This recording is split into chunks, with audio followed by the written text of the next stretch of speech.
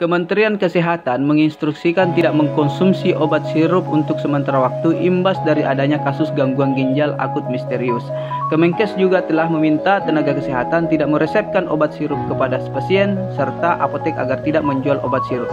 Instruksi itu tertuang dalam surat edaran nomor SR.01.005/3-3461/2002 tentang kewajiban penyelidikan epidemiologi dan pelaporan kasus gangguan ginjal akut tipikal pada anak. Kasus serupa terjadi di Gambia dengan puluhan anak meninggal dunia usai mengkonsumsi obat mengandung zat kimia berbahaya yaitu ethylene glycol atau EG. Ethylene glycol merupakan salah satu dari 3 senyawa zat kimia berbahaya yang ditemukan terkait kasus gangguan ginjal akut misterius tersebut. Namun demikian, kandungan senyawa dalam obat-obatan tersebut belum dapat ditarik kesimpulan menjadi penyebab gangguan ginjal akut misterius pada anak.